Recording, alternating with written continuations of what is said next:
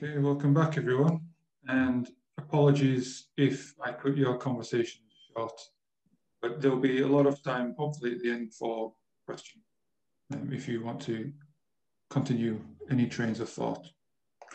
So right now, I'd like to turn things over to Mr. Ottoson to talk about his experiences. Okay, and Nick, you're controlling the slides still, right? Yeah, I'm the clicker guy. Okay, Yeah. all right. So hi, everybody. My name's Kevin Ottoson.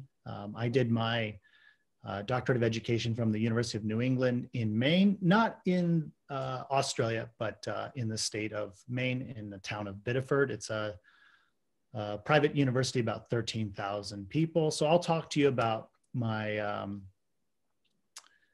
my reasons and my program, my reasons for taking on the program, and I'll talk about the program itself and some pros and cons and of the program and some outcomes. So I guess, Nick, we can look at the next slide. I'll talk about the program itself. It's a 51 credit hour course. As you can see, the classes here on the left side of the screen, they are so it's a series of courses about 8 weeks long. And you have a semester of about 16 weeks. So there's 2 courses per 16-week semester. So the classes just kind of, they come one after the other. And it's 100% online. And it was all asynchronous. So there was no Zoom. It was just like we took our classes on Blackboard. As you can see, you take about the first 2 years of your classes are, just these 3 credit hour classes. And then in your last year, you start to focus more on your dissertation and the research and the writing up of that. And that makes up your coursework there. There's multiple start dates in the program. So there's not just one intake in April, but multiple throughout the year. And they advertise it that you can complete it within 3 years. I guess I'll talk next about the development of the dissertation. It kind of begins with your application essay. You're asked to write about like what you'd like to research, and then the courses in your first 2 years help you with developing your literature review and maybe a topic that you'd like to research, and then you come up with a proposal and you present that proposal with something that you'd like to study and how you'd like to carry out your research. And if that's accepted, you can move on to the next stage of data collection. And then finally, you write up your dissertation, and you have a committee, 2 that are on site at the University of New England. And then 1 person on your committee is from your home institution. So I had a professor from Nanzan University, where I'm currently working at, who acted as one of my committee members. So, and if it passes if you've passed your defense, then you can graduate, and then they publish your dissertation on their website there, their digital repository called Dune. So if you're interested, you can check mine out. Yeah, so anyway, I'll talk more about next on the next slide. I have some reasons why I undertook a doctorate from the University of New England. I guess for me, yeah, the 100% online asynchronous coursework was pretty attractive. My family situation, my work situation was such that I wasn't able to leave Japan or take off and study for several weeks or a summer or a semester in the States or in the UK. I had to stay here in Japan, and this allowed me to take the courses at the best time for me. So even if there were like live, like Zoom classes, I'm not sure if I could attend all of them. So yeah, that was a big selling point for me as well. And also the fact that it was regionally accredited. This was also attractive to me as maybe a possibility to going back to the States and working in education. I have a teacher's license in secondary education, so I thought, yeah, maybe this might be a possibility for me to go back, and having that regional accreditation was attractive for me. Also career advancement, as kind of I highlighted before. I noticed a lot of jobs posted had maybe a preference on people with a terminal, candidates with a terminal degree. Maybe having a doctorate on my CV might make me more attractive as a candidate for certain positions. And then also the doctorate of education was such that it was has a more practical nature. So you're applying the research and knowledge that you're learning in your classes and into your organizations where you're working at or in your classroom. Okay, I guess I can talk about some obstacles. Definitely was time management. There was at least 2 coursework deadlines each week. There's discussion board type of assignments, but there's also assignments where you have to, submit papers and other projects, either by yourself or with your group. And yeah, it was a big struggle meeting all of those deadlines. It felt like I was, just barely able to hand in my coursework each week.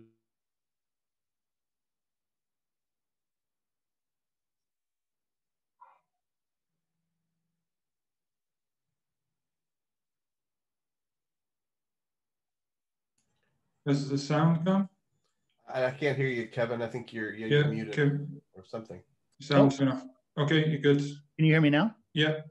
Okay, I don't know what you, okay, it says my internet connection is unstable. Sorry. Yeah, I don't know what you heard last, but I would just say, as you can imagine, work-life balance, teaching 10 to 12 courses per week, and then also having 2 children under the age of 5 and being the primary caregiver for them was made a lot of late nights. So basically I could not work on my coursework until they went to bed. So it wasn't until maybe 10 I could work on my work, and then end up going to bed around 2:30 in the morning every night. So, or every morning, sorry. And also cultural differences were also some obstacles as well, but not too terrible though. Okay, I can talk next about some of the outcomes. Yeah, just like as I talked about before, knowledge and skills that I could use inside and outside of the classroom. Also felt great to have a sense, to accomplish something like a terminal degree, like a doctorate.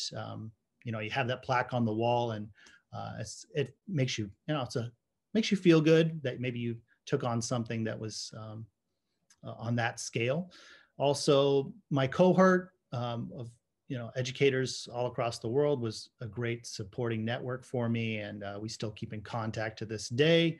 Also, I felt like for positions, teaching positions here in Japan, it definitely helped me get a foot in the door. So I got more interviews as a result, and also just an experience as an online student.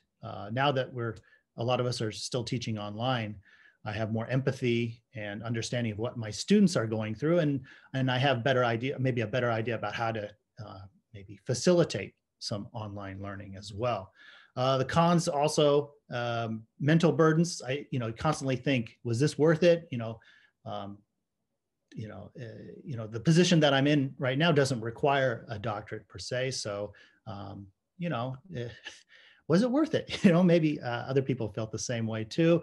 Also, balancing life, work, and school, loneliness as well. It's kind of a solitary journey at times, and then you miss out on big events. You're not able to go back home or attend certain events because of your research or other things that you're involved with. Also, severe lack of sleep in terms of physical burdens as well. There were sometimes like Sunday nights, I didn't go to bed at all. I just all-nighters. So, and financial burdens. It wasn't cheap. Yeah. So yeah. And then I think that's all I have to say. I'll turn it over to Andy. But yeah, thanks.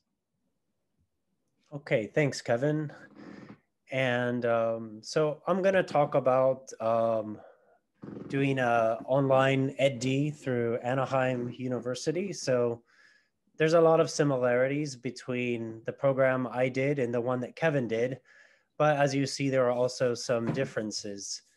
Anaheim University has programs in the fields of TESOL, filmmaking, and business, naturally. And as you'll see, again, there will be some similarities between Kevin's programs and mine. When we look at the photo here, this is one difference, which is this is a photo of a residential session held in Tokyo a few years back, where the professors gave public talks, and some of us also gave presentations at this event. This is me giving a presentation about advising in language learning. But first, I'm going to talk about my reasons for doing a doctorate. So if we could go to the next slide, thanks. I first started working as an EFL teacher in Japan in 2000. And in 2006, I returned to the US to do my MA TESOL. I thought about doing a doctorate when I finished my MA, but instead decided to go to Southeast Asia, where I work mostly as a manager and as a teacher trainer. This was really enjoyable work, but after a while, I started to feel complacent and wanted to be exposed to fresh ideas, which were backed by research. I also thought I should undertake a doctorate as it would help me with jobs once we returned to Japan. Okay, next slide, please. I chose the EdD at Anaheim University for a few reasons. First, I liked that I could take it online, and so it didn't matter if I was in Cambodia or in Japan. Also, while it was online, their program includes both synchronous and asynchronous coursework, as well as 2 residential sessions. And this really helped with that feeling of being isolated, I think, during a distance doctorate. The residential sessions were about 3 days each, and these included a full day of public lectures. And pictured here in the upper left-hand corner is one of the residential sessions. Also, the main picture here is a residential session in Tokyo. Okay, next slide, please. I also chose Anaheim because it offered a nice balance between the practical, with courses in curriculum design and materials development, and the theoretical, with courses in research methods, second language acquisition, pragmatics, plus the dissertation. Next slide.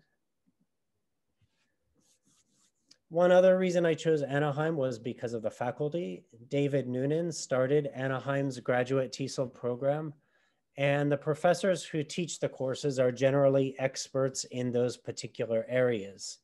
So for example, Rod Ellis instructed SLA, Brian Tomlinson taught materials development, and Joe Minard taught learner autonomy.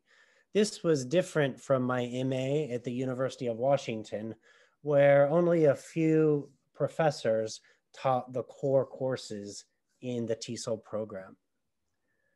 So next, I'm going to move on to talk about the process of completing the doctorate. And here is an overview of the coursework and the things we had to do before the dissertation. And first, I'd like to highlight the fact that the course is designed in a way that provides a lot of interaction with the professors and between classmates. We had synchronous classes, we had discussions with classmates after the classes, and we had a lot of discussion on Moodle with the discussion forum. For me, the hardest part of this first half of the doctorate was writing 2 papers for each course. And each course was around 9 weeks. So it was a lot of pressure. However, I also feel like this made me a much better writer. By the end of the EdD, I had written about 32 to 3,000 word papers. The program also includes qualifying and comprehensive exams, and as I said before, 2 residential sessions. And then in the next slide, we see an overview of the dissertation process. It took me longer than some other students. This can technically be done in as short as 1 year. It's an EdD, not a PhD. So the dissertation is not as all-consuming as it would be in a PhD program. But my dissertation, being qualitative and rather long, took me 2.5 years to complete. Okay, next, please. For me, there were a number of obstacles to completing the dissertation, but they were not what I would have imagined at the start. Now, of course, it was intellectually challenging, physically exhausting, very time-consuming and expensive, but that was all to be expected. Some of my biggest challenges were health-related.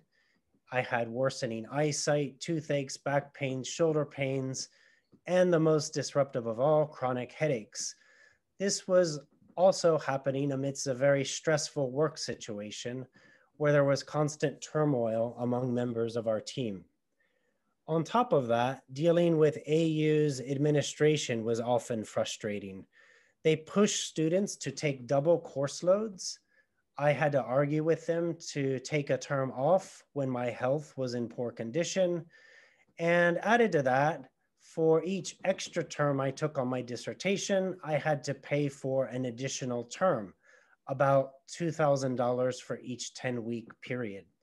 So all of this made me ultimately feel quite bitter about Anaheim, to be honest, at least the administration side of things. Okay, so finally, I'll talk about my pros and cons. Regarding the pros, I'm now much more focused in terms of my research interests. Both the coursework and my dissertation helped me to narrow in on learner autonomy and psychology and language learning as my primary areas of interest. I'm also more confident in both the practical and theoretical domains of TESOL. And last but certainly not least, I feel that I'm more competitive in the job market. I've landed 2 jobs in the past 5 years directly linked to my professional interest in self-access centers. At the same time, there have been some negative outcomes. The cost of my doctorate was about $60,000 US. Hopefully, this investment pays off in the long run. In addition, I've experienced what might be called a doctoral hangover. I still feel somewhat run down by the whole process, and I've only recently submitted the paper based on my dissertation to a journal. Finally, I do have some lingering health issues which took root during my doctoral studies, most notably poor eyesight and back pain. Anyway, anyone considering doing a doctorate should be aware of these potential payoffs and pitfalls. So I'm going to turn it over to Nick now, and he's going to tell you about his experiences doing a doctorate. Okay, thank you, Andy. My situation's a bit different to Kevin's and Andy's. I did a PhD, and I did my PhD at the University of Leeds in the north of England, the School of Education there. The course was called a split-site PhD. Split-site PhD, they have Model A and Model B, and I did the Model B split-site PhD. And it's called split-site because we had a very, very minimal requirement to be on campus in Leeds over the course of our PhD. The requirement was so minimal, it might as well be a distance PhD. In fact, your meetings, online meetings with supervisors could be considered to be on site, so it could be considered a distance, even though it was technically a part-time PhD. The other split-site element of it is that we had to nominate an academic advisor in the institute in which we were working. So I had to nominate an academic advisor in my university in Japan. It was a very good course for me because it offered great flexibility. It is 100% research-based, so it's just a mammoth research project, putting together a 100,000 word dissertation. But the flexibility comes in that I really hammered it when it was the university holidays, the summer holidays and the winter spring holidays. Really spent a lot of time doing it then, and put it on the back burner during the semester. So when I was actually working, busy with work, I could put it on the back burner and then come back to it in the holidays. So it offered me a lot of flexibility while I was working like that. I also had 2 supervisors, and both of them were wonderful. The split site PhD is supposed to be done over a period of 5 years. I actually did it in 4.5. I was aiming to do it in 4. Part of the reason for that is that I come from Yorkshire, and Yorkshire people are known to be very stingy, so I didn't want to pay fees for the full duration, but I didn't manage to do it in 4. I did it in 4.5. Reasons for doing it are pretty much the same that Kevin and Andy have mentioned. Career advancement was key, but I did have a strong interest in the subject. It followed on from my master degree to some regard. Also, I was working in universities in Japan, and I wasn't sure if I wanted to be here forever. So I thought, if I want to move overseas, then a PhD would help open a lot of doors if I wanted to move to other countries. I also had a very positive experience in my master degree at the University of Leeds. I like the institution a lot. It's very, very supportive. My supervisor was wonderful. And I also received a bursary from the university because I did my master degree there. So it made it very financially manageable. In fact, the cost was pretty much negligible. Completing the PhD here's kind of a flow that I've written. So initially, you have to find an institution that is willing to supervise your research proposal. So Leeds wasn't actually the first institution I contacted because I actually thought Leeds didn't offer a distance PhD, and technically they don't. Split site is technically distant. But the first thing you do is make your research proposal, get it accepted by an institution. They'll say, yes, we can supervise this, or sorry, no, we can't. And then after it's accepted, there's a period of extensive reading around the subject, trying to identify the area in which you can contribute. So finding the gap in the literature, as they say, and then making a research plan with how you intend to make a contribution. And that brings you to the transfer stage. And that's about 12 months or 18 months from start date. And the transfer stage involves submitting a document of about 10 to 15,000 words, which has kind of a mini literature review. It has your research questions, so identifying the gap in the literature, and your research questions which are aimed at plugging that gap. And then justifying your research questions, identifying your research methods that you will employ to carry out the research. And also it has the ethical approval in there. So that's assessed by the School of Education, and then if they deem your research plan worthy and achievable, then you can go ahead and carry it out. So you can go ahead and collect your data, analyze your data, and begin the absolutely monumental task of putting together your thesis. Huge drafting process, creating chapters, rewriting chapters, trauma of being told that this chapter that you've spent years of making is totally besides the point and doesn't be included. You know, all of this thing goes on in the drafting process. And then when you've put it together, and you speak with your supervisors and they think it's okay to go ahead and submit it. And then comes the defense. So I went back to the University of Leeds and I had a mock defense with my 2 supervisors. And then a few days later, I had the real defense with 2 judges. And preparing for the defense was quite nerve-wracking. When I went back to Leeds, I was staying at my parents' house and they have a shed at the bottom of the garden. And I would spend about 2 hours a day in the shed at the bottom of the garden, practicing answering questions that I thought would be coming up in the defense. So in the end, it worked out very well. So maybe the shed action helped, I don't know, but it went well in the end. So the outcomes, like people said before, yes, it definitely, I feel it does help career and future career prospects. I think the position that I now occupy, I wouldn't occupy it if I had not been enrolled in a PhD course. There is a strong feeling of achievement. It's a huge task. When you get to the end of it, there is a strong feeling of achievement. And like Andy said as well, I think you become more secure in your thoughts and your beliefs about education and teaching. In terms of cons, I did find that I pretty much don't like to read anymore because I was, forcing myself to read so much throughout the course of the PhD that I did lose some of the joy of reading for pleasure. So that's something I don't do as much these days. Burnout for sure.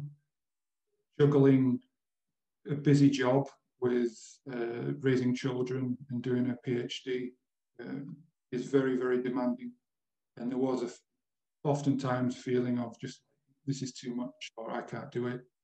And when the PhD finished, you would expect a feeling of joy, but there was still that feeling of just being of being totally worn out at the end of it. And the final point I've mentioned there is the feeling of missing out due to distance. By that, I mean that I was enrolled at the University of Leeds and I would receive emails every day telling me about these wonderful workshops, these wonderful guest speakers, none of which I could take advantage of because I was on the other side of the world. But it was almost like they were mocking me with all these wonderful opportunities that none of which I could take part in. So that brings me to the end of mine. We each have a little bit of advice to give, so we'll quickly run through that and then open it up for questions. As I've got the mic, I will start with mine. So this is my little bit of advice. If you're thinking about doing a doctorate, I would say a doctorate, especially PhD, is, I think this was a Thomas Edison quote, 1% inspiration, 99% perspiration. So when having done the doctorate, when I talk about doctorates to people, some people say like they don't have the intelligence or to do it, but I don't think it's really about intelligence. It's just about endurance, getting to the end of it, getting to the end of the course. When doing the PhD, well, from my experience, when doing the PhD, try to recognize when enough is enough. This is particularly with the literature review. So the literature review can take you down many, many paths. You read something which has an interesting point, which leads you to something which has an interesting point, which leads you to something which has an interesting point, and it can go on forever. So you could end up just never stop. And you have to get to a point when you realize, okay, I've got enough here to be able to prove my point or make my argument. I don't need anything else. You could just keep going on forever and wasting a lot of your time. Data management is extremely important. Remember to back up, organize your files and storage. I had a mini breakdown once when I lost the 5,000 words part of my research, of my results, and I just written up. So I would never, ever want anybody to feel the worry that came from that.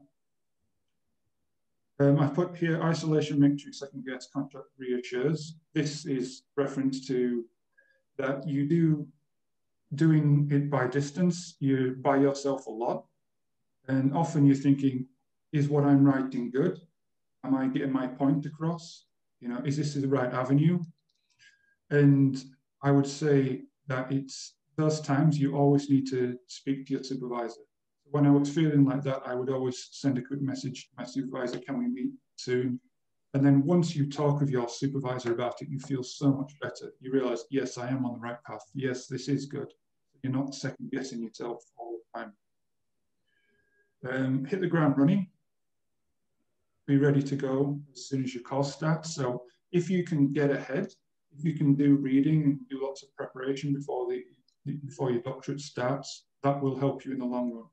Because if you're working while you do it, you'll find that sometimes you just don't have the time to dedicate to the course. So if you've already got ahead of things before you start, you'll find yourself in a good position.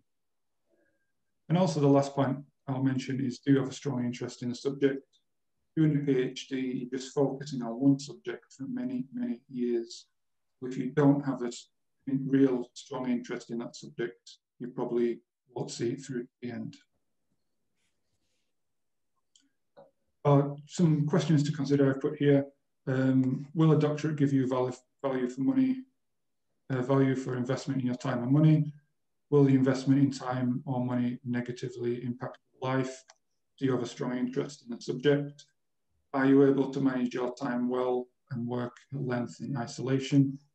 Do you prefer extensive focus on one subject or examination of many? And that's a question for, do you want to go the PhD route or do you want to go the ED route? Okay, Andy. Okay, thanks, Nick.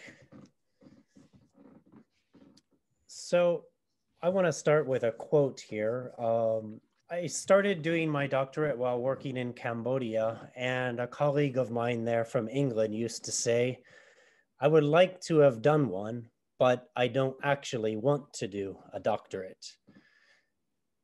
So I certainly understood his sentiment, and he was, of course, kind of joking, but, you know, maybe a lot of people feel this way. It's a lot of work to do a doctorate, and it's nice to have one, but, you know, you have to consider carefully, do I really want to put myself through that? In my case, I'm glad that it's over.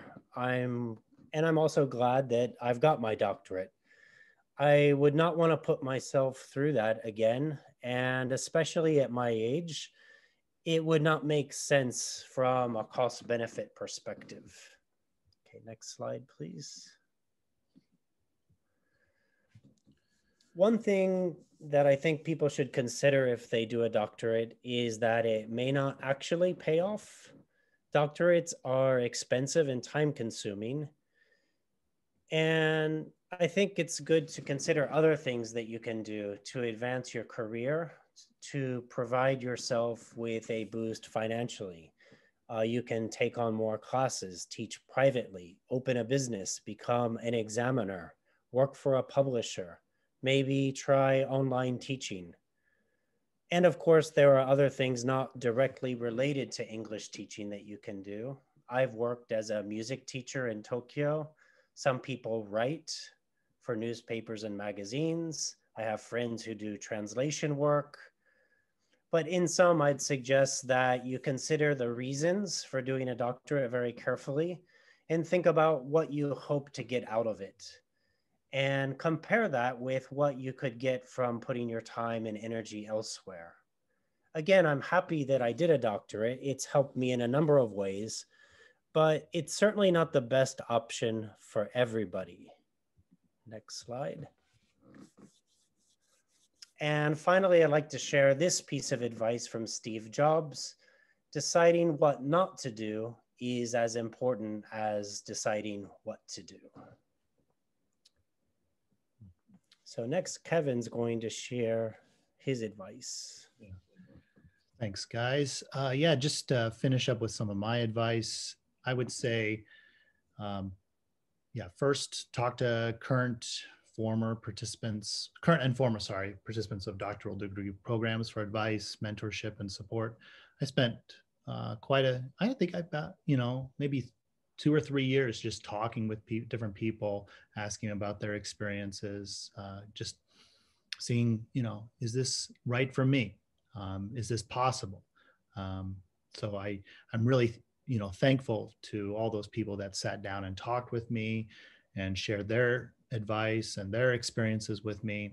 And then the people that I talked to during the process of doing a doctorate that, gave me advice and support.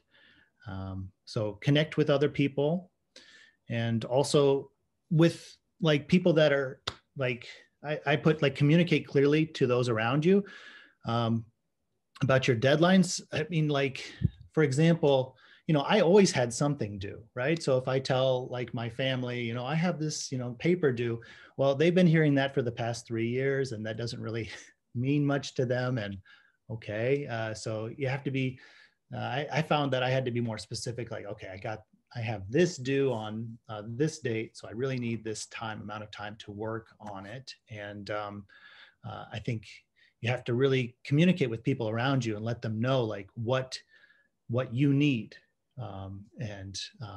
So that might be time alone, or a certain block of time to work on your research.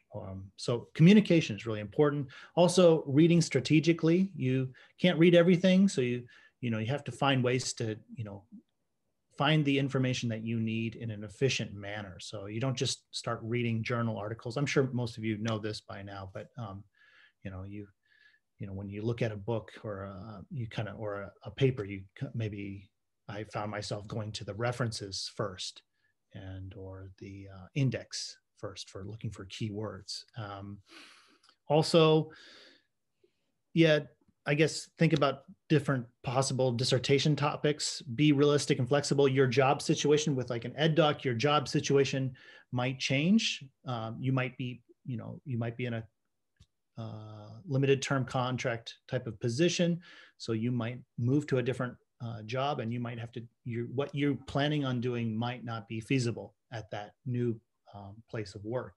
So you kind of have to think of other ways that you could go about doing your research. So being flexible, and also, I guess be realistic about what is really possible in your current capacity. Also, don't neglect like language learning, publications, and networking. A lot of jobs now are requiring, sufficient Japanese language ability to participate in meetings and do administrative work. So don't neglect that especially if you're here in Japan. Publications as well are important. And then networking. So, get involved in different organizations. Like for me, being involved in CTAR allowed me to meet and talk with, kind of the bigger names in the field of intercultural communication.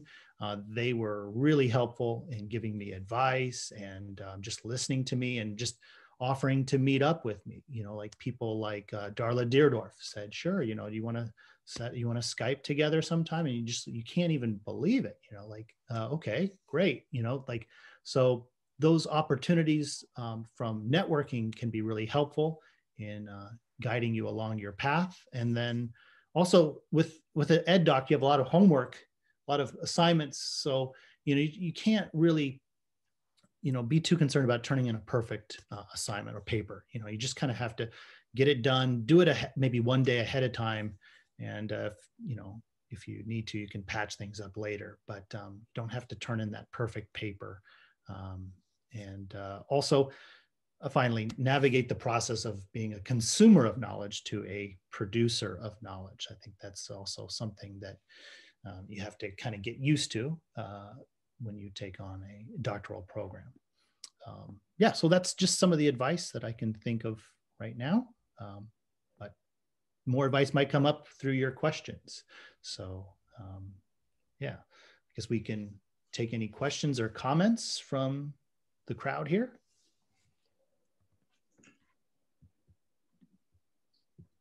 Can I start with questions? Just a really quick question for three of you. I mean, if you can go back in time, would you still decide to take your doctor or PhD? And what would you do differently if you can go back in time? Just really, it's quick for three of you. Well, I'm happy to start with that. Yes, I would do it again, I'd definitely do it differently. I'd make myself more aware of, from my perspective, like how to deal with large amounts of data, how to back up things, shortcuts for referencing, all these things that would have saved me a lot of time and a lot of heartache over the course of the PhD. Writing such a huge document You've got all these different chapters and all this different information swirling around, and learning ways to better manage it, shortcuts for timekeeping and so on. That would definitely be something I would do differently. Yeah, for me, I would say that yeah, it depends. Like if you know which day, which mood I'm in. Some days I feel like it was worth it. Some days I feel, oh man, would I do this again? It's hard to say with the wear and tear that it took on me and my relationships. I would say I don't know, but maybe 10 years from now, I might say, yeah, it was a really good experience, and I'm glad that I did it. I to be honest, I don't know. I still ask myself that question all the time. And if I could do it over again, I would probably go for a PhD program where I could work underneath someone that was really knowledgeable about my area of interest. And then I think I would really enjoy that situation. My advisor was familiar with intercultural education, and working with Robert Croker at Nanzan was just great. I mean, gave me a lot of knowledge and skills. But yeah, I think if I had to do it again, I'd probably go for a PhD. And if without being single and having no children would make it a lot easier too, as well. Yeah. Andy? Yeah, I would definitely do it again. And I remember when I got to the end of my MA thinking, oh, now I know more about this field. Maybe another program would have been better than the one I chose, but you can't have that knowledge and awareness until you go through the process of doing it. So in terms of the academic side, through doing my doctorate, I came to this focus on psychology and language learning. And so I could see, having done maybe a degree in psychology, educational psychology might have been a better focus. But, how are you going to know that until you go through the process? All in all, I'm happy with the program that I chose. One thing I would definitely do differently is a little more self-care in terms of, I didn't anticipate kind of the physical wear and tear from staring at screens. Now, a lot of us are experiencing this, right? But, and even after seeing a doctor, even the doctor, he could diagnose my issues, but he didn't relate those to too much screen time. And it was only through talking to colleagues that I realized I have to do exercises. I have to reduce my screen time, try the dark lenses to block out the, the blue light. Yeah. These kinds of things, like, I think they really make a big difference, so that, as Nick said, this is a marathon. It's not a sprint. So you really have to think about what you can do to put yourself physically and emotionally in the best state possible. Thank you very much, Guy. Thanks a lot. Any other questions? Please. You have a question. Oh. Sorry, Karen, and then Jay. Please, okay. Please go. Yeah, well, first I want to thank you for the presentation. Highly relevant to my situation right now. But question, total, like say newbie to this process of considering a doctorate, funding. So any recommendations about how to begin looking for funding so that I'm not in a situation where there's financial stress? Yeah, I mean, Karen, you're based in the United States, and when I did my MA, I went back to the US and I did get an assistantship. So where I was teaching in the Language Institute at the University of Washington, they waived my tuition and gave me a monthly stipend. So that was very good there. I know some of the people in that PhD program were teaching either in the Language Institute or teaching English composition classes to freshmen, and they could get a lot of financial backing for that. Living abroad and trying to do the doctorate through a US university is quite difficult. I found I couldn't find any programs, and you know, we're seeing more and more online possibilities open up, but I guess this doesn't really answer your question. But when I chose Anaheim, one thing that I liked is they just had a simple flat rate. It wasn't cheap, but I knew that I could afford it. So for me and in my situation, that made sense. Kevin, the University of New England is in the US. Yes, yeah. So I took out student loans, and I was just paying, but I tried to pay it off as I went. So I said before I started the program, I just saved up quite a bit of money in anticipation for this. So I think that helped out as well. But yeah, and my institution did have some scholarships available, but not a whole lot. Yeah. Sorry, I can't give much more advice on that. Save. I appreciate the honesty. Yeah, like I said, I know nothing, so anything that you tell me is good, helpful. Yeah, unfortunately, I can't add anything because I was very lucky that my fees were extremely minimal. So the whole PhD, 4.5 years for me cost, I think, about £7,500 to